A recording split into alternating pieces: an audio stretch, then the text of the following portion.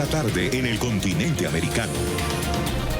Cuando anochece en Europa y amanece en Asia, así cae la tarde en el continente americano y transcurre la noche y el amanecer en el resto del mundo. La tarde. Hola, bienvenidos a la tarde de NTN 24 del Canal de las Américas. Soy Carlos Eduardo Sánchez, hoy por Idania Chirinos y es un gusto poder acompañarlos durante las próximas 2 horas de información. Comenzamos en Brasil con la amenaza del presidente Jair Bolsonaro a sus ministros. El mandatario afirmó este jueves que no tolerará casos de corrupción en su gobierno y para ello dijo, en sentido metafórico, que usará un instrumento de tortura de la dictadura militar con cualquier integrante de su gabinete que incurra en ese tipo de delito. Puede que haya corrupción en mi gobierno, sí, puede que haya.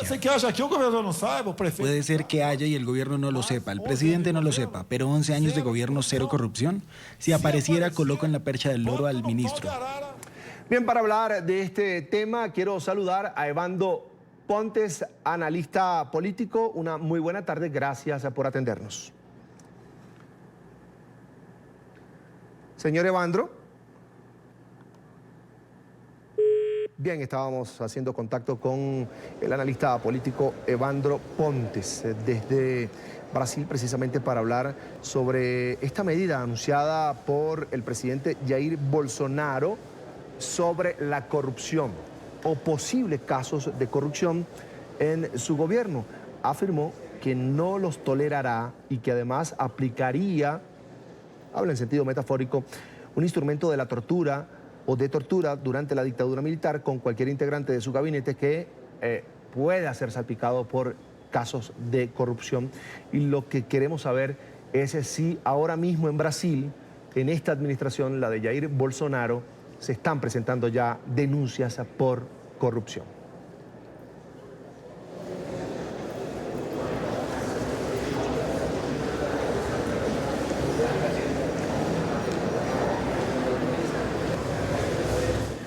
Y cuando son las 4 o 5 minutos de la tarde en la costa este de los Estados Unidos, damos una mirada, un repaso a otros temas que también hacen parte de la agenda informativa del día. Es noticia Colombia, donde las autoridades atribuyeron a la guerrilla del ELN el estallido de un carro bomba con explosivos artesanales frente a una base militar en Curabá, departamento de Boyacá. En el lugar se encontraban reunidos el viceministro del Interior, Francisco José Chaux, con líderes de la comunidad indígena y además funcionarios de Ecopetrol. La explosión causó heridas leves a 3 soldados. Desde la ciudad de Neiva, el presidente de Colombia, Iván Duque, condenó el atentado. Otro ataque cobarde del ELN que pretendía afectar una instalación militar.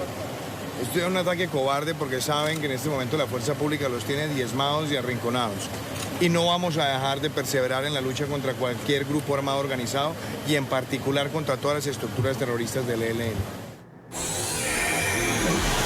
También es noticia la abrumadora victoria del Partido Conservador en el Reino Unido. Los Tories, liderados por el primer ministro Boris Johnson, obtuvieron la mayoría absoluta en el Parlamento tras conocerse los resultados de las elecciones generales del jueves 12 de diciembre. Los conservadores lograron hacerse con 364 asientos frente a 203 obtenidos por el opositor Partido Laborista. El premier británico calificó el triunfo electoral como un hecho histórico. Ahora Johnson tendrá vía libre para cumplir su promesa de sacar a su país de la Unión Europea el próximo 31 de enero. Y sí, el Parlamento tendrá un mandato abrumador de estas elecciones para hacer el Brexit y también honraremos ese mandato para la fecha establecida, que es el 31 de enero. Y si ustedes se preguntan qué va a hacer este nuevo gobierno, qué va a hacer con su extraordinaria mayoría, yo les diré que vamos a unirnos, llevándonos hacia adelante, desatando el potencial de todo el país, brindando oportunidades a toda la nación, ya que después de 5 semanas, francamente, de electoralismo, este país merece un descanso de las disputas, un descanso de la política y un descanso permanente de hablar solamente del Brexit. Vamos a retomar el tema con el que iniciamos la tarde aquí en NTN 24 el día de hoy. Tiene que ver con esta este anuncio que de alguna manera hizo el presidente de Brasil, Jair Bolsonaro, sobre presuntos casos de corrupción que pudieran presentarse en su administración y con sus ministros. Para ese tema vamos a saludar, para hablar y para ahondar en este tema, a Evandro Pontes. Es abogado y analista político. Señor Pontes, bienvenido. Buena tarde. Buenas tardes. Se excedió el presidente Jair Bolsonaro al decir que usaría un instrumento de tortura de la dictadura militar para cualquier miembro de su gabinete que incurra en corrupción, aunque haya allí también una carga de advertencia para que los ministros de su gobierno no incurran en este tipo de delitos. La pregunta es, ¿se excedió a usar el término de esta manera? ¿Se puede repetir la pregunta? Sí, señor Pontes, le decía que si el presidente Bolsonaro se excedió al hacer esa comparación, esa metáfora de utilizar un instrumento de tortura de la dictadura militar para cualquier miembro de su gabinete que incurra en hechos de corrupción.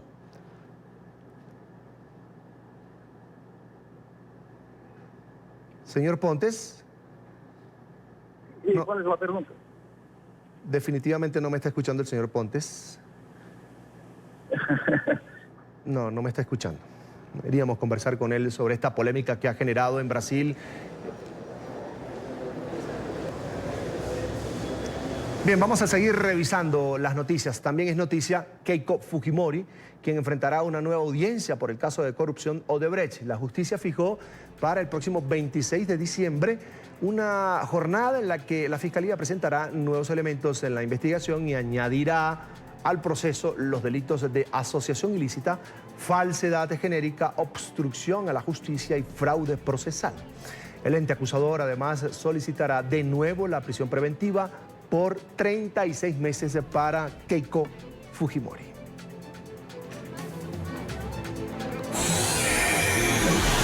Es noticia la evidente decadencia en el metro de Caracas. Pasó de ser uno de los sistemas de transporte más avanzados de Latinoamérica a un sistema que pone en riesgo la vida de los usuarios.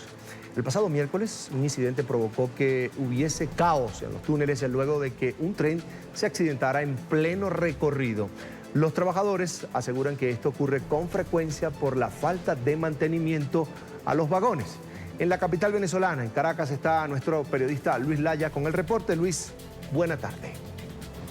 Hola, buenas tardes. El metro de Caracas, que en algún momento fue uno de los sistemas de transporte más avanzados de América Latina y de los mejores del mundo, hoy está en unas condiciones deplorables. Sus propios trabajadores señalan que no están dadas las condiciones ni de seguridad ni técnicas para poder operarlo. Señalan, las condiciones son totalmente deplorables. Hoy no tienen los sistemas, se conduce de forma manual, lo que pudiese incrementar los accidentes. Esto porque los sistemas operativos no están funcionando, no se han hecho las inversiones necesarias.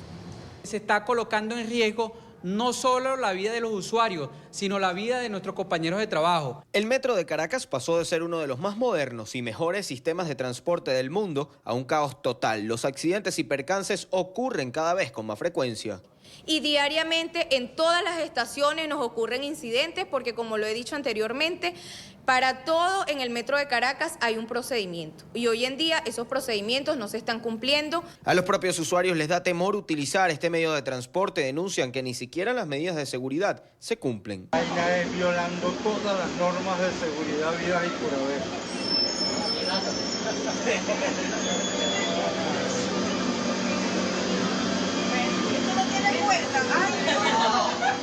Los trabajadores denuncian que no hay planificación ni mantenimiento. El déficit de personal e inversión se notan. Hoy, de 42 trenes que deberían funcionar en la línea 1, solo operan 11. Más del 70% de los empleados han dejado sus puestos. Por la falta de personal, por la falta de herramientas de trabajo, por la improvisación de las gerencias. De 15 trabajadores que habían en correctivo, si acaso quedan 3 o 4 trabajadores. Esto evidencia la situación que estamos. El personal se ha ido por los malos salarios y también por las malas condiciones de labores. No hay agua ni para el aseo ni para ingerir. Tampoco implementos o uniformes, mucho menos equipos técnicos. Hoy el sistema funciona de forma manual, pues no hay automatización. Esto ha generado percances. El pasado miércoles un tren se accidentó en uno de los túneles. Otro tren pudo detenerse a tiempo para no chocar, pues no había ninguna advertencia. Pero los usuarios quedaron atrapados en los vagones sin aire acondicionado o ventilación suspensión por más de 25 minutos. La desesperación y la falta de planes de contingencia generaron que salieran caminando por los túneles. Abrieron las puertas y no tenían el personal que los orientara y la misma desesperación. Si acaso hay 2 o 3 personas en una estación y tienes que atender un sinfín de situaciones y no lo hay. Denuncian que es un gran riesgo el que se corre porque el sistema no está preparado para una contingencia. Vemos que esos túneles están totalmente a oscuras. Los teléfonos de emergencia que se encontraban en ese túnel están inoperativos en su mayoría. O sea, no hay condiciones. Ellos exigen tanto al ministro de Transporte como al presidente de la empresa que haya soluciones, tanto en materia de seguridad como operativa y también salarial. Señalan que están muy desmejoradas las condiciones de los trabajadores. No tienen ni siquiera los implementos, no hay ni agua en las estaciones para que puedan tomar mientras están en sus horarios de trabajo. Ellos señalan que no se trata solamente de reivindicaciones hoy, sino un tema de seguridad. Si hay un accidente, no solamente saldrían heridos o afectados los usuarios, sino también los trabajadores. Desde Caracas, Venezuela, para la tarde de NTN 24, Luis Alejandro Laya. El Comité Judicial de la Cámara de Representantes de los Estados Unidos aprobó los cargos de abuso de poder y de obstrucción al Congreso contra el presidente Donald Trump. Ahora la acusación pasará a manos del Pleno de la Cámara Baja, donde deberá también ser sometida a votación como parte del proceso de juicio político contra el mandatario republicano. Si la Cámara Baja da luz verde a los artículos, el Senado, de mayoría precisamente republicana del partido del presidente Donald Trump, tendría que tomar la decisión final sobre destituir o no al presidente. La noticia con nuestra periodista en Washington, Emiliana Molina. Emiliana, buenas tardes. Hola, ¿qué tal? Muy buenas tardes. Pues con 23 votos a favor, 17 en contra, el Comité Judicial aprueba en una medida bastante partidista y una votación sumamente partidista también estos artículos de destitución en contra del presidente Donald Trump, que ahora pasarán a la Cámara de Representantes. Se espera que en la Cámara Baja estos sean votados probablemente entre el miércoles o jueves, justo antes del 20 de diciembre, cuando los legisladores salen a receso. Para aprobarlo necesitan 218 votos a favor y los demócratas cuentan con 235 curules, por lo cual se espera que se apruebe con facilidad. Hablamos con 2 de los legisladores demócratas que están en el Comité Judicial y que el día de hoy votaron a favor de esta destitución o de estos artículos de destitución en contra del presidente Trump, y me dicen que están un poco aburridos con la actitud de sus colegas republicanos porque están simplemente tachando de farsa y descalificando el proceso, pero que no tienen argumentos para respaldar o apoyar las actitudes de Trump. Están diciendo cosas que no son reales, que no son verdades, que no están viendo los hechos. Está bien que discutan la evidencia, pero ellos no estaban hablando de la evidencia. Ellos estaban atacando el proceso porque no pueden defender la conducta del presidente. Y quiero que todos entiendan que nosotros somos 3 ramas de gobierno independientes. Estamos aquí para representar a las personas en nuestro distrito. No estamos aquí para trabajar para el presidente. Y las personas que escribieron la Constitución fueron muy claras en poner esa separación. Por eso es importante que el Senado se conduzca de esa manera y que tengan un juicio separado de la Casa Blanca. Yo he votado 3 veces contra impeachment este año. 3 veces contra impeachment, y la razón que hoy voté para los artículos fue de que he visto mucha evidencia que me dice la situación no está bien. Tenemos que parar este tipo de cosas que está haciendo el presidente. Tenemos que pararlo. Y mientras tanto, los legisladores republicanos continúan votando de forma unánime en contra de este proceso y este juicio político. Pues continúan asegurando que el presidente Trump no ha hecho nada malo y que los demócratas no tienen suficiente evidencia para destituirlo. Significa que todos esos demócratas, Pelosi, Nadler, que han estado diciendo por años que nunca debería ser un impeachment que sea de un solo partido, que tenía que ser bipartidista. Bueno, ellos no estaban siendo honestos. Por su parte, el presidente Donald Trump también continúa descalificando este proceso y asegurando que es una cacería de brujas. Es una cacería de brujas, es una farsa. Nada se hizo incorrectamente, 0 fue hecho incorrectamente. Y esta tarde, múltiples manifestantes a favor del mandatario estadounidense llegaron al Congreso para entrar a las oficinas de múltiples legisladores. Entre estos, la oficina de la líder de la Cámara de Representantes, Nancy Pelosi, a pedirle que no destituyan al presidente. Yo necesito que investiguen esto, necesito que ustedes me digan cuánta es nuestra corrupción en este país. Su intención no fue para él personalmente, él no necesita comprar la elección, tiene 60 millones de personas que lo lo apoyan y que votaron por él. Y va a ser mucho más el año que viene, así que no tuvo que comprar la elección. Y eventualmente, una vez voten en la Cámara de Representantes, el juicio político pasará ahora a manos del Senado, donde se espera que inicie probablemente a principios de enero, si la Casa Blanca decide adoptar estas resoluciones y estos artículos de destitución.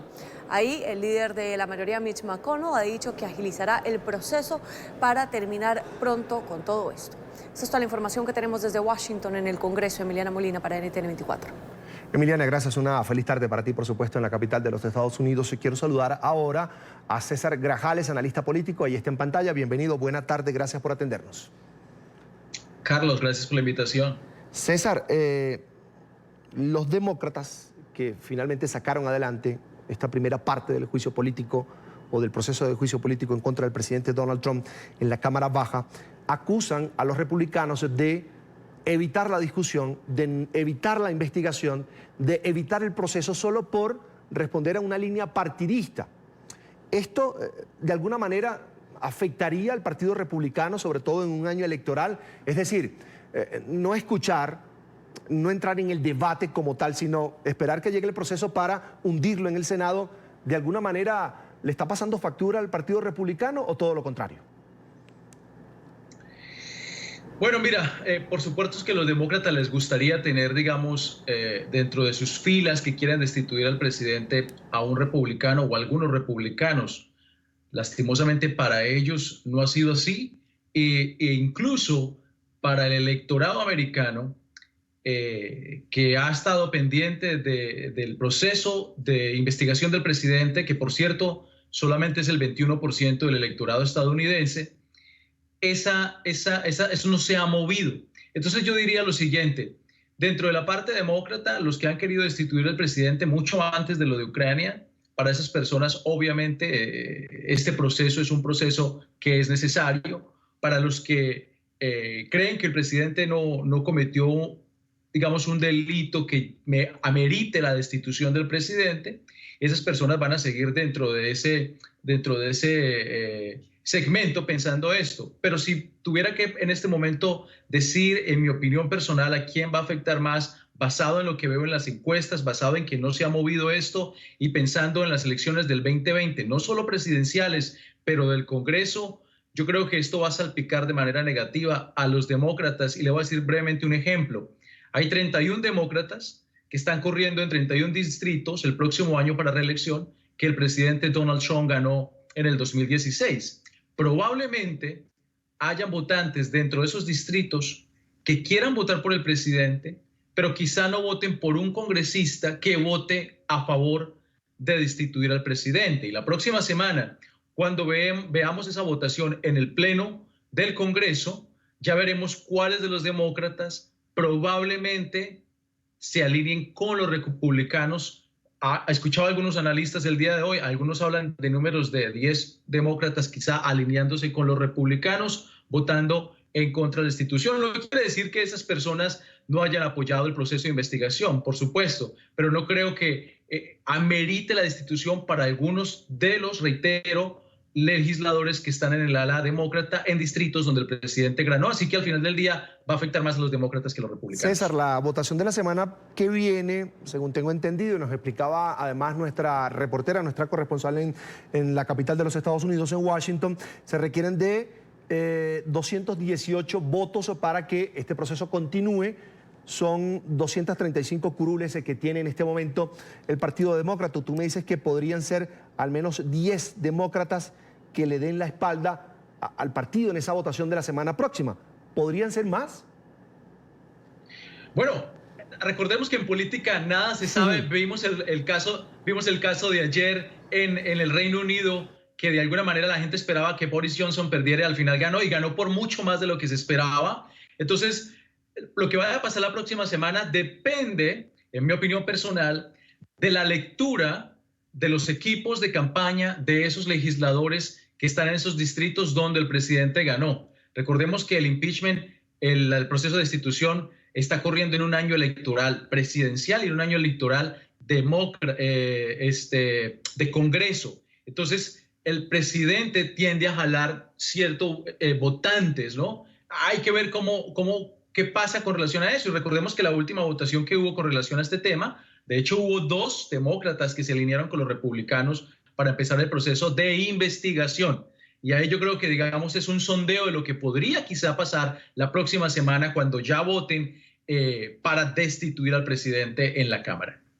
Ahora, César, tú decías que al final de cuentas, niños y adolescentes venezolanos son proclives a la depresión luego de emigrar a Estados Unidos tras padecer de hambre en su país. Un estudio de la Universidad de Boston revela que estas secuelas son arrastradas por esos menores de edad en su nueva vida como inmigrantes. El siguiente es un informe de nuestra cadena aliada La Voz de América.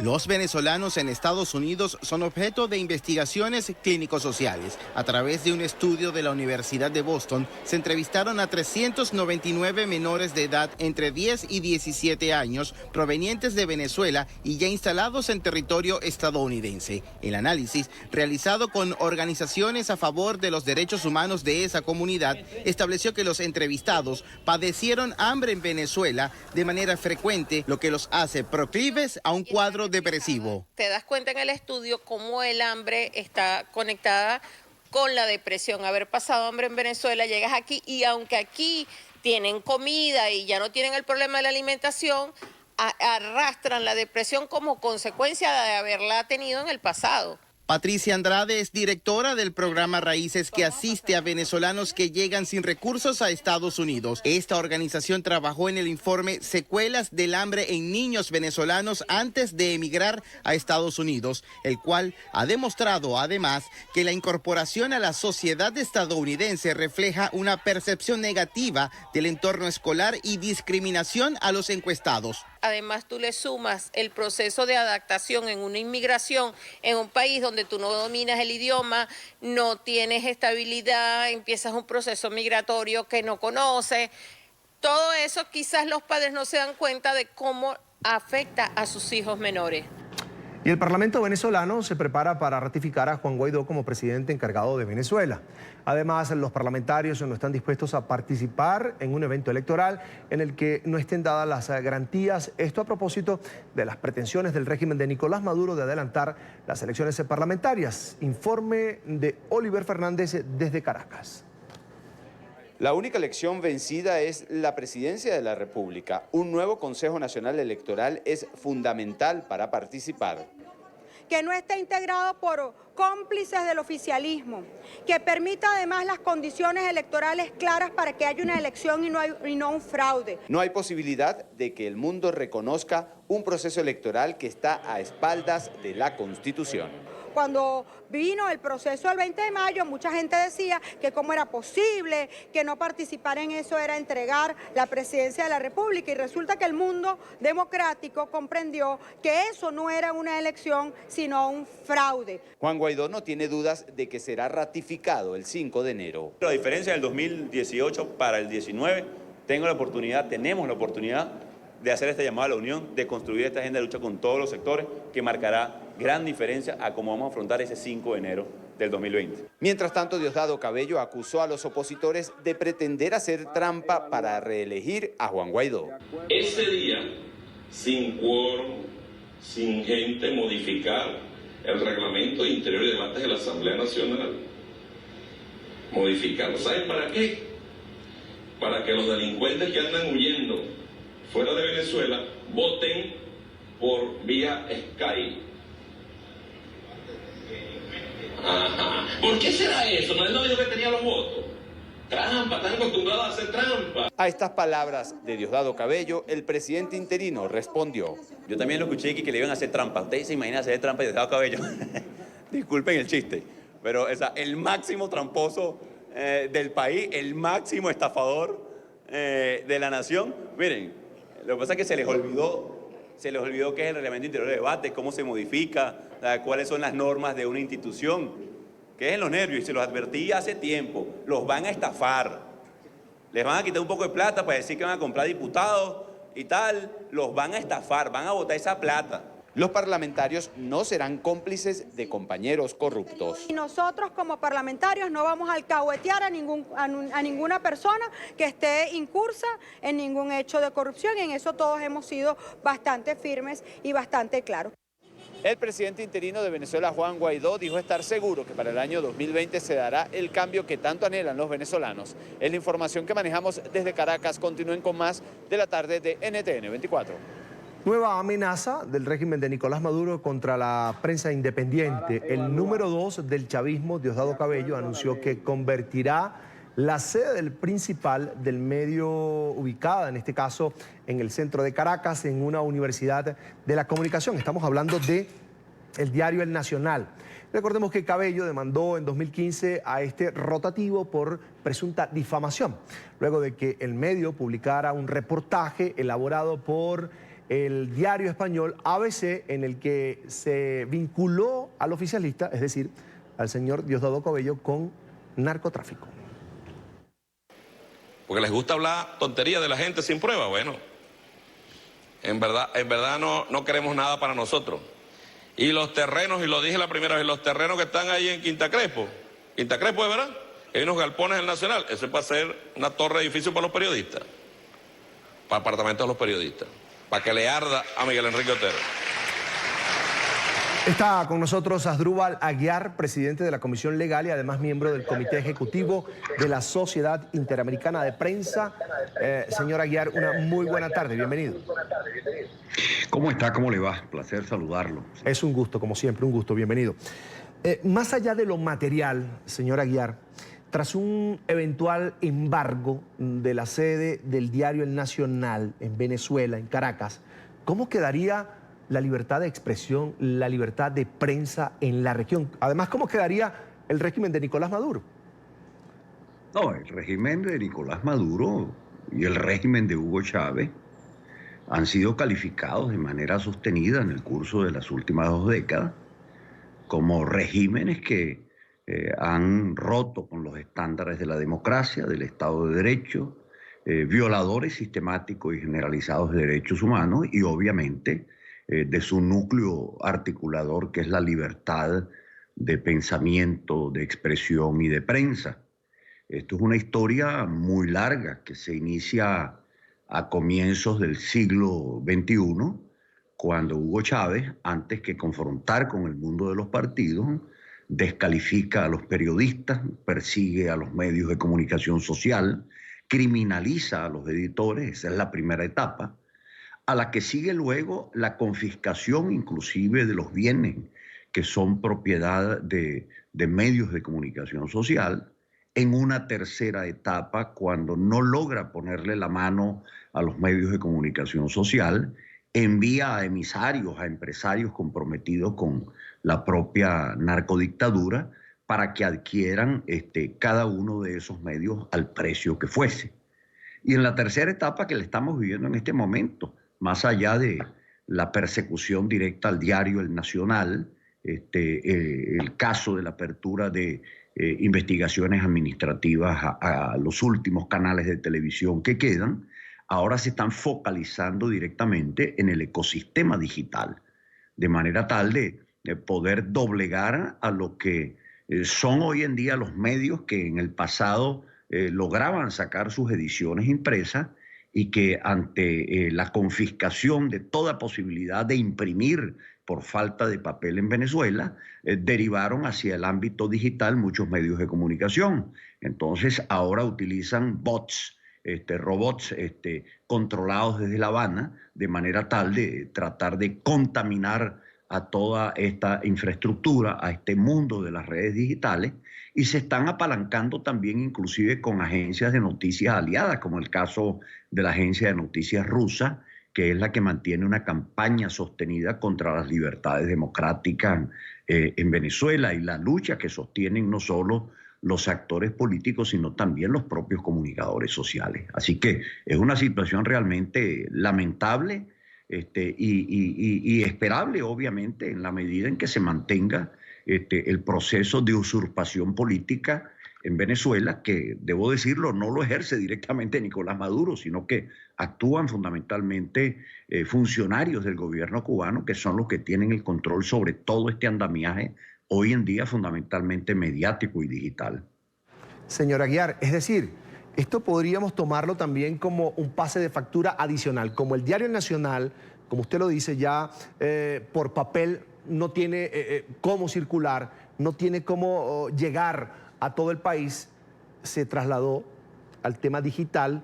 Y yo alguna vez conversé con Miguel Enrique Otero y me hablaba del impacto que había tenido esa apertura del Nacional a nivel digital y el tráfico además que tiene. Es decir, es un pase de factura porque ahora en vía digital el Nacional también sigue diciendo la verdad de lo que ocurre en Venezuela y por supuesto de violaciones de derechos humanos, de casos de corrupción y de todo lo que ocurre en Venezuela en medio de esta crisis.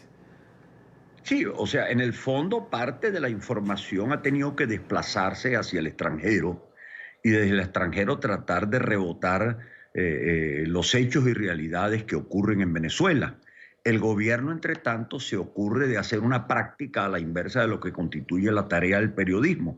El periodismo trabaja con realidades, les da su encuadramiento intelectual y las pasa con verosimilitud directamente a la audiencia. Ellos trabajan a la inversa, tratan de explotar los estados emocionales de la gente y construyen medias verdades para tratar de hacerlas ver como realidades absolutas y las rebotan a través, repito, de sus bots en las redes sociales para contaminar cualquier acción que puedan tener, vamos a llamarlo así, los internautas comprometidos con las libertades y con la democracia. Y obviamente en el caso del Nacional, en el caso del diario El Impulso, en el caso del diario El Carabobeño, en el caso del Correo del Caroní, para solo mencionar algunos que están hoy en día montados sobre plataformas digitales, lo mejor es cortarles permanentemente la luz eléctrica, cortarles la posibilidad de acceso a los servidores, a pesar de que tengan conexiones en el ámbito internacional, de manera tal de dificultar, en primer lugar, la posibilidad de que la información hacia adentro la conozca la población venezolana, porque hacia afuera se está conociendo porque hoy en día es muy difícil realmente hacer viable la censura desde el punto de vista global, pero obviamente en el ámbito interno la información está totalmente mediatizada, hay una censura absoluta y lo que resta es básicamente una actitud por parte del Estado para afirmar su propaganda oficial, para tratar de afirmar su propaganda político-partidaria con desmedro totalmente de voces disidentes dentro del país. Doctor, uno ve todo lo que está pasando y la fortaleza además que hay en el personal que todavía sigue trabajando para el Nacional. Por ejemplo, el gerente general dijo, ayer salió Diosdado Cabello atacando el periódico diciendo que se quedará con nuestra sede, pero el Nacional no pide cacao ni come cuento. Esto es algo muy popular, pero que tiene mucho detrás, que está diciéndole al régimen, aquí estamos y vamos a seguir de pie. Claro, en el fondo, Diosdado Cabello, a quien lo vemos saliendo como trucutrúe con un mazo permanentemente en la televisión, él es por sí mismo y su programa y su entendimiento del mundo de los medios un parque jurásico, un museo antropológico.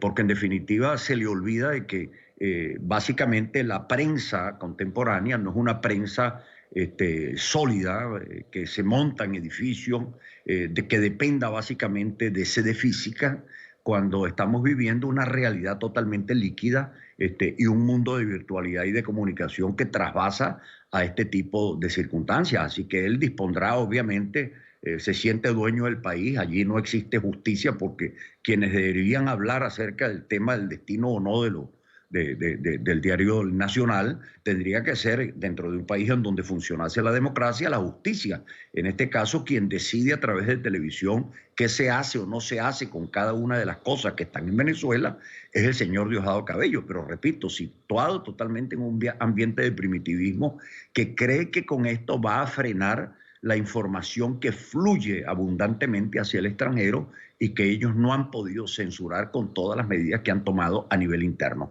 aun cuando mantienen secuestrada, repito, a la totalidad de la población. Doctor, sabemos que la justicia de Venezuela ha sido denunciada por su parcialidad, por supuesto, hacia el régimen de Nicolás Maduro. Allí no tiene nada que buscar una empresa como esta, el diario El Nacional.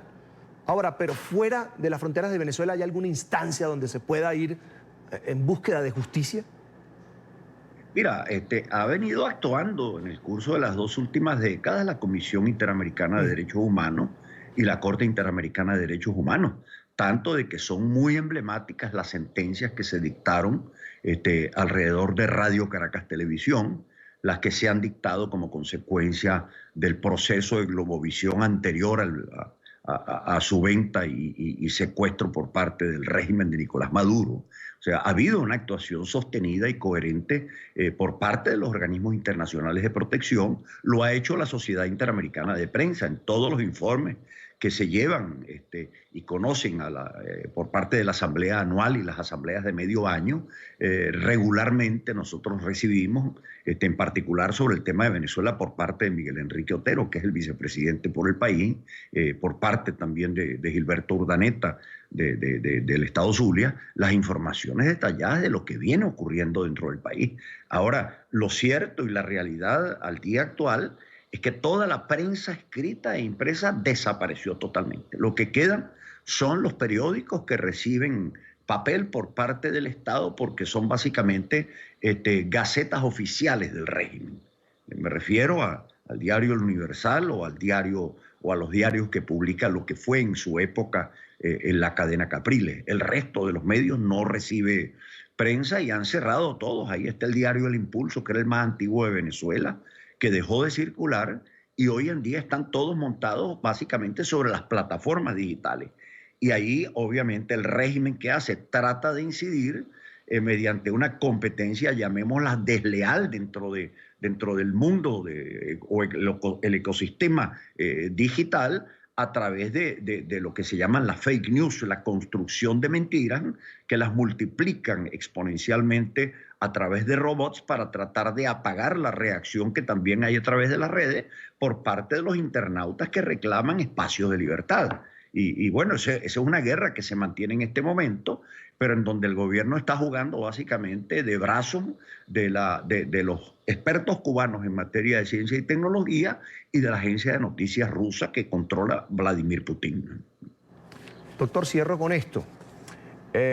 Sin duda, lo pueden hacer, quedarse con la sede, la infraestructura del Nacional, con los galpones que dice Diosdado Cabello en Quinta Crespo, es decir, o en el silencio, pero ¿podrán embargar el nombre, el Nacional, la historia que hay defensa a la democracia, de la defensa de la libertad de expresión que hay detrás de una empresa como esta y de su gente? No, eso es muy difícil. Mira, volvemos de nuevo. Ellos siguen trabajando en el parque jurásico de lo que constituía, esto lo decía Zygmunt Bauman, la modernidad sólida, ¿vale? Vale decir, la que se construye sobre las pirámides de Egipto, ¿no? Ahí está el edificio del Nacional, que era un emblema. Hoy en día el periodismo se ejerce fundamentalmente sobre el mundo de las redes y yo tengo la seguridad que el diario El Nacional no bajará la guardia como no lo ha hecho en el curso de los últimos 20 años. Agradecer a Asdrúbal Aguiar, presidente de la Comisión Legal y miembro del Comité Ejecutivo de la CIP. Director de la Sociedad Interamericana de Prensa. Ya dejé hace algunos años de ser presidente de la Comisión Legal. Soy miembro del Consejo Directivo. Ahí está la corrección, le agradezco mucho. Como siempre es un gusto, doctor. Gracias. Un abrazo. Buena tarde. Vamos a hacer una nueva pausa para comerciales aquí en la tarde. Los invito a que visiten nuestro sitio en internet www.ntn24.com.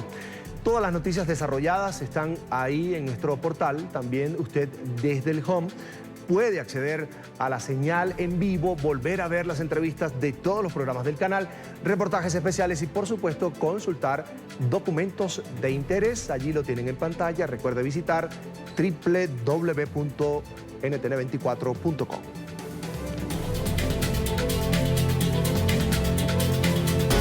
Se conocen nuevas imágenes de los restos que corresponderían al avión militar chileno desaparecido cuando se dirigía a la Antártida con 38 personas a bordo. Fueron hallados en la zona en la que se perdió el rastro de la aeronave.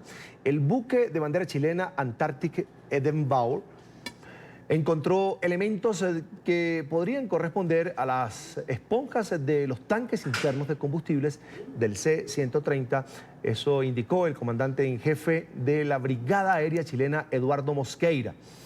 Los restos fueron encontrados 30 kilómetros al sur de la posición del último contacto del avión, que perdió comunicación radial a las 6:13 de la tarde y fue declarado siniestrado 7 horas después. Quiero enviar un cariñoso saludo y solidaridad a sus familias y a las instituciones. Nuestros pensamientos y nuestras oraciones están con ustedes. Y como presidente de Chile quiero asegurarles que estamos haciendo y seguiremos haciendo todos los esfuerzos humanamente posibles por descubrir las causas y encontrar los restos de este accidente. Entre tanto, las autoridades de Punta Arenas, donde se encuentra el centro de mando de las operaciones, informaron que iniciaron las tareas de identificación de los restos humanos. Hasta el lugar ya llegaron 7 familias a las que se les tomarán muestras de ADN. Las primeras diligencias que estamos realizando hoy día y que han tenido la premura es intentar hacer lo más rápido posible el catastro de la huella genética de los familiares directos de los involucrados en el vuelo siniestrado. Es una parte de la investigación, acabamos de iniciarla hoy día, estamos también dando las entrevistas correspondientes. Es una investigación que está en su proceso inicial. Esta es una investigación que está en pleno inicio, que abarca mucho más allá que tomar declaraciones a los familiares y esta etapa de la investigación, pero tenemos que priorizar y en este momento lo hemos enfocado a realizar el trámite de la identificación genética. Hubo violaciones graves a los derechos humanos en Chile. Esta es la conclusión del informe de la Oficina de los Derechos Humanos de la ONU sobre lo ocurrido durante el estallido social que desde hace más de 50 días ha sumido en una crisis al país. Una delegación del organismo liderada por Michelle Bachelet dice haber constatado el uso excesivo e innecesario de la fuerza por parte de la policía y los carabineros durante las movilizaciones en contra de las políticas del presidente Sebastián Piñera. La represión, según el documento, ocasionó muertes ilícitas, lesiones graves, torturas, malos tratos, violencia sexual y detenciones arbitrarias. La oficina hizo una lista de 21 recomendaciones al gobierno y propuso la creación de un mecanismo que pueda dar seguimiento a las sugerencias en un plazo de 3 meses. Contundente. Hubo un elevado número de violaciones a los derechos humanos durante las protestas antigubernamentales en Chile. Esta es la principal conclusión del informe que entregó la Oficina de la Alta Comisionada de la ONU para los Derechos Humanos sobre el estallido social en la nación suramericana. El trabajo de la misión tuvo lugar entre el 30 de octubre y el 22 de noviembre. La delegación visitó las regiones de Antofagasta, Araucanía, Biobío, Coquimbo, Maule, Metropolitana y Valparaíso. Allí adelantaron entrevistas, reuniones y revisión de documentos oficiales. Hemos visitado hospitales, comisarías, cárceles. Tras la recolección de información, aseguran que hay razones fundadas para sostener que a partir del 18 de octubre se han producido un elevado número de violaciones graves a los derechos humanos. Estas violaciones incluyen el uso excesivo e innecesario de la fuerza que ocasionó muertes ilícitas y heridas, tortura y malos tratos, violencia sexual y detenciones arbitrarias. En el documento se indica que jornada tras jornada las autoridades disolvieron manifestaciones a pesar que no representaban amenaza alguna para el orden público. En medio de estos hechos, se hizo uso de armas menos letales. Ciertas violaciones a los derechos humanos, en particular el uso indebido de armas menos letales y los malos tratos, son reiteradas en el tiempo, en el espacio y con respecto a quienes son los supuestos perpetradores y las víctimas. La ONU condena tajantemente el rol de los carabineros de Chile durante las protestas. Señala incumplimiento de protocolos y uso excesivo de la fuerza en todos los ámbitos. Indica que se recibieron 133 denuncias de malos tratos y torturas. Carabineros durante su actuar no ha adherido a las normas y estándares internacionales de derechos humanos relacionados con la gestión de las asambleas y el uso de la fuerza. Carabineros utilizó fuerza no letal cuando la manifestación fue pacífica, con el objetivo aparente de dispersar la manifestación o evitar que los participantes llegaran al punto de reunión. La ONU hizo algunas recomendaciones al Estado chileno en el informe. Entre ellas, asegurar que las personas puedan durante las manifestaciones ejercer sus derechos de reunión pacífica y a la expresión, poner fin de inmediato al uso indiscriminado de escopetas antidisturbios para controlar las manifestaciones, y estas deben utilizarse solo como munición autorizada y conforme con los estándares internacionales relevantes. Además, asegurar de que las personas defensoras de los derechos humanos, periodistas, así como personas que brindan asistencia en el contexto de las manifestaciones, puedan llevar a cabo su trabajo sin restricciones ni temor a represalias. Tras conocerse el informe, el gobierno de Sebastián Piñera reaccionó asegurando que acatará parte de las recomendaciones de la oficina de la ONU. Sin embargo, negó que se hayan presentado posibles ejecuciones extrajudiciales durante las protestas e instó a la oficina de Michelle Bachelet a validar todas sus fuentes. La oficina de Bachelet propuso crear un mecanismo de seguimiento para evaluar dentro de 3 meses la implementación de las recomendaciones realizadas en el informe. No habrá juicio político contra el presidente de Chile, Sebastián Piñera. Los diputados declararon inadmisible la acusación. El Congreso chileno rechazó someter al mandatario a un impeachment por su responsabilidad en abusos policiales cometidos durante las semanas de protestas sociales. Una mayoría de 79 diputados, entre los que figuran parlamentarios de oposición, acogió los argumentos de la defensa de Piñera, que indican que la acusación no cumplía los requisitos formales para seguir adelante. La decisión tuvo lugar un día después de que el Senado aprobara una acusación similar contra el exministro de Interior, señalado también como responsable político de los abusos policiales. Hacemos la última pausa en la tarde. Quédese con nosotros. Volvemos. Retomamos el tema con el que iniciamos la tarde hoy, la amenaza del presidente de Brasil, Jair Bolsonaro, a sus ministros. El mandatario afirmó que no va a tolerar casos de corrupción en su gobierno y para ello dijo que, en sentido metafórico, usará un instrumento de tortura de la dictadura militar con cualquier integrante de su gabinete que incurra en ese tipo de delitos. Hacemos contacto a esta hora con Darío Pignotti, es el corresponsal de la agencia de noticias ANSA. Darío, una muy buena tarde, gracias por atender esta llamada. Carlos, buena tarde, encantado de saludarte. Bienvenido como siempre. ¿Qué tanto han trascendido estas palabras del presidente Jair Bolsonaro en el mundo político y a lo interno, por supuesto, de su gabinete? Han repercutido por 2 razones. La primera es porque estas declaraciones son pronunciadas 2 días después de que una encuesta de la consultora Datafolha, la más importante de Brasil, indicó que el 70% de los brasileños consideran mala o regular la política de Bolsonaro contra la corrupción. Y esto, en la pregunta formulada por esa consultora, se explica en que hay por lo menos 2 casos de sospechas de corrupción en el entorno inmediato de Bolsonaro, es decir, en la campaña electoral que el año pasado lo llevó a la victoria, porque hay una serie de denuncias sobre desvío de dinero para financiar la misma, y porque uno de sus hijos, el senador Flavio Bolsonaro, está siendo investigado en la justicia a raíz de que en su gabinete habría habido tráfico de dinero. De allí que Bolsonaro hizo esta declaración y tiene como primera connotación una señal de que él quisiera recuperar la imagen de gobierno comprometido en la lucha contra el crimen organizado. Y el segundo elemento que dio más repercusión, más reverberancia a estos dichos es que fueron formulados un día antes de un aniversario muy importante de la dictadura militar. Hoy se cumplen 50 años de un decreto promulgado durante el régimen de los generales en el que se cerró el Congreso y se autorizó casi, de hecho, la tortura. Por lo cual, cuando Bolsonaro dijo que voy a someter a cualquier funcionario que sea corrupto al pau de arara, en realidad al palo de la cotorra, que era un sistema de tortura especialmente humillante, obviamente esto también se asoció con su, por un lado, simpatía por el régimen militar y porque esta efeméride es muy sensible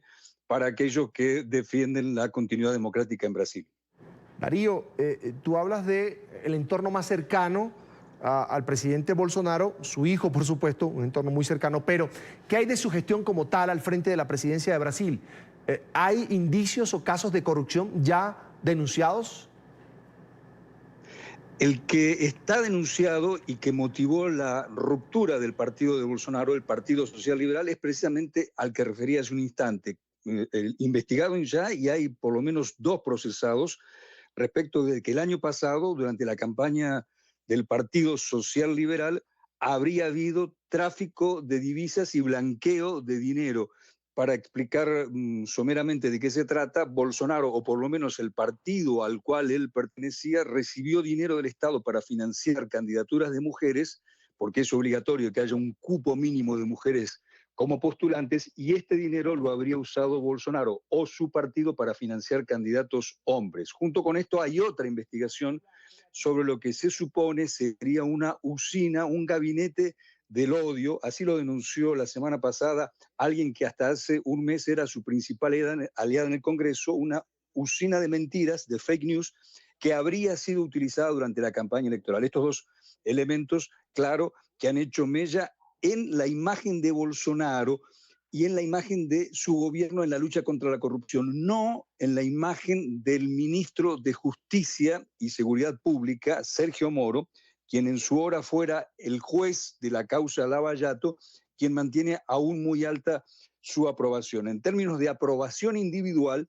el personaje público con mayor respaldo en Brasil hoy por hoy es precisamente el ex juez y actual ministro de Justicia, Sergio Moro, con el 53% de respaldo, mientras Bolsonaro, que comenzó el año con cerca del 60%, 55% de opinión pública favorable, ahora cayó a los 30 puntos. Darío, para quienes estamos fuera de Brasil, pues genera mucha discusión, mucha polémica, el hecho de que Jair Bolsonaro como presidente y durante la campaña no tenga un deslinde con el tiempo de la dictadura en Brasil y siga incluso utilizando elementos de esta era en el país para hablar en este momento político cuando hay, por supuesto, temas de corrupción, un Brasil conmocionado. Es decir, no hay un deslinde del presidente ni desde la campaña ni ahora como presidente. En efecto, tanto que las alusiones frecuentes del actual presidente, que como ustedes saben es un capitán retirado del ejército, son prácticamente moneda corriente. No quisiéramos ser inexactos, pero es difícil que transcurran 5 o 10 días en los que Bolsonaro no haga una alusión explícita o al pasar sobre la dictadura militar o sobre el golpe militar, que por ejemplo él afirma que no existió. Es decir, según la lectura de Bolsonaro y de su vicepresidente, el general Hamilton Mourão, en Brasil no hubo una dictadura militar. Ellos consideran que hubo un gobierno de militares, pero no una dictadura. Y también así entienden que no hubo un golpe que derrocó al anterior gobierno civil, al gobierno del presidente João Goulart, depuesto en 1964, sino que hubo una, según palabras de Bolsonaro y de su vicepresidente, una revolución. Es decir, hay una esforzada retórica para negar lo que la mayor parte de la opinión pública considera como indiscutible. En Brasil hubo una dictadura y para que haya una dictadura tiene que haber habido un golpe militar. Darío, aprovecho esta oportunidad para preguntarte, porque hiciste referencia a este estudio que hizo la encuestadora, la firma Datafolia, sobre el tema del gobierno de Jair Bolsonaro. Dices que no salió muy bien su imagen en cuanto a la lucha contra la corrupción, pero en general ¿ha caído la aprobación, la popularidad de Bolsonaro? Ha caído, te lo refería hace un instante, en la comparación con enero. Tengamos presente que Bolsonaro venció los comicios de octubre de 2018 y asumió el 1 de enero. En diciembre del año pasado, su popularidad, y aquí estamos haciendo un promedio de varias consultoras, estaba por lejos arriba del 55, 58, 57%. En las últimas encuestas, la de la semana pasada, la del domingo pasado, corrijo, tiene números bastante parecidos a las de otras. Bolsonaro aparece con el 30%. En rigor, está un punto arriba de otro sondeo de la misma encuestadora realizado en agosto. Pero el conjunto de las encuestas, Datafolia, Ibope y otras, son coincidentes en que Bolsonaro ha perdido más o menos el 35-40% de la popularidad, a diferencia de su ministro estrella, el ex juez Sergio Moro, que mantiene altos índices de aprobación. Quiero agradecer, como siempre, a Darío Pignotti por estar con nosotros aquí en la tarde de NTN 24. Es corresponsal de la agencia de noticias ANSA en Brasil. Darío, siempre un gusto. Buena tarde. El gusto es mío. Hasta la próxima. Y una colombiana radicada en la Florida decidió continuar su tradición de armar el popular pesebre como lo hizo en su país natal. La obra fue creciendo durante décadas al punto que debió sacarlo de su casa. Ahora, los miembros de la comunidad de Weston disfrutan de cada detalle del enorme nacimiento, conformado por piezas provenientes de distintos lugares del mundo. Paola Serna, nuestra periodista en la Florida, tiene la información. Paola. ¿Qué tal? Muy buenas tardes. Pues bien, hace 57 años la señora Luz Marina inició en Bogotá, Colombia, este pesebre, un pesebre que ha llegado aquí a la ciudad de Weston en 80 cajas, fue transportado. Un pesebre que se ha convertido ya en una sensación en la comunidad donde viven y pues ya es referente para muchas personas que vienen a visitarlo, a verlo y lógicamente a disfrutar de la temporada y del espíritu navideño. Ella nos ha contado un poco la historia de este pesebre, cómo nació, cómo está integrado y cómo sigue recibiendo incluso al día de hoy regalos por parte de las personas para que siga ampliándose este pesebre que ya no le cabe literalmente en el garaje de su hogar. Pues la historia es como todos los pesebres de las casas colombianas, en donde toda la vida crecimos, en la casa de los abuelos, en la casa de papá y mamá, siempre se hizo el pesebre, siempre.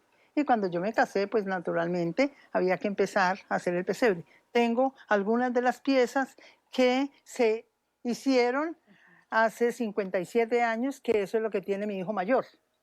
Esas cositas y algunas ovejitas y muchos pastorcitos son de aquella época, que era hacerle el pesebre al niño. Okay.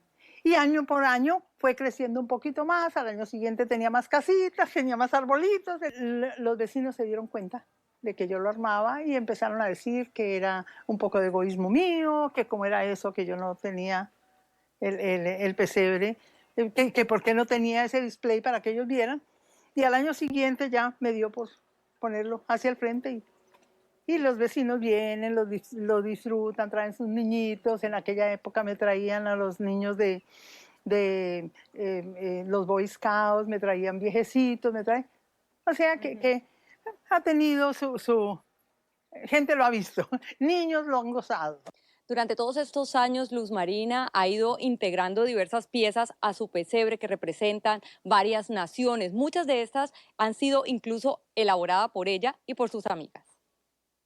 Cada pieza tiene una historia diferente, tiene mucho cariño. Muchas cosas son hechas por mí y muchas cosas son hechas por un grupo de mis amigas que en aquella época yo las invitaba un sábado o un domingo, en julio, en agosto, porque yo usualmente empezaba en septiembre a hacerlo, y nos poníamos a hacer o los arbolitos o las florecitas o las fuentes, hacía, o puentes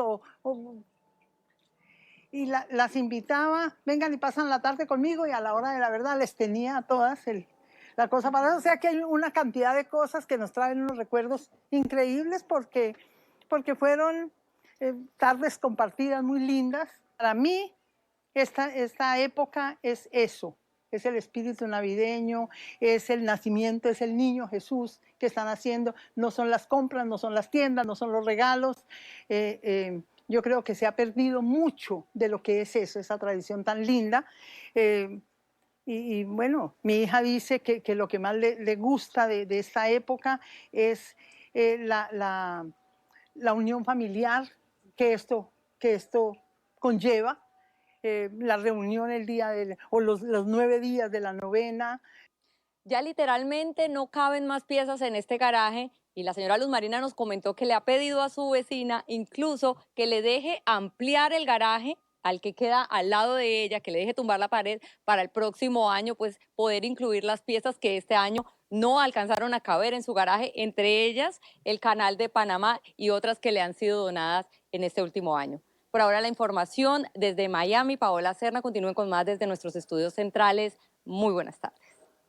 Y la creatividad de los colombianos para escenificar la natividad también engalana el territorio. En Bucaramanga, en el oriente del país, se exhibe una muestra de algunos de los pesebres más pequeños del mundo. Son elaborados por unas hermanas artesanas que usan semillas, cáscaras de huevo y frascos que miden apenas milímetros. No importa lo pequeño del pesebre, en él todos los personajes tienen cabida.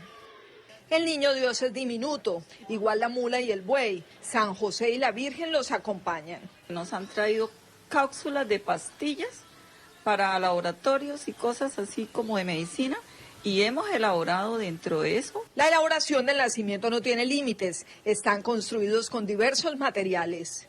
Dentro de huevos de gallina, se elaboran en materiales reciclables también, se hacen en frascos, en huevitos de codorniz. El trabajo de estas hermanas artesanas es dispendioso. Durante horas se elaboran las piezas que ubican delicadamente. Nosotras tenemos todo el año produciendo las figuras, porque si nos sentamos el último mes no haríamos nada. Los pesebres son tan reconocidos que han ganado premios, no solo por la creatividad, también por lo pequeños. El más pequeñito es dentro de la semilla del mamoncito. Con ese pesebrito hemos ganado varios premios. De diversas partes de Colombia llegan admiradores y coleccionistas que quieren tener su mini pesebre. Todo tan pequeño, tan creativo, tan pequeñito. Miren ese niño Dios, qué manos las de esa señora. Cerca de 200 pesebres en conchas, huevos, frascos, semillas y reciclaje son expuestos permanentemente en el barrio Santander de la capital santandereana. Llegamos al final de la tarde. Recuerde seguirnos en nuestras cuentas de Twitter y revisar además el desarrollo de todas las noticias internacionales en nuestro sitio en internet. Recuerden www.ntn24.com. Feliz fin de semana para todos.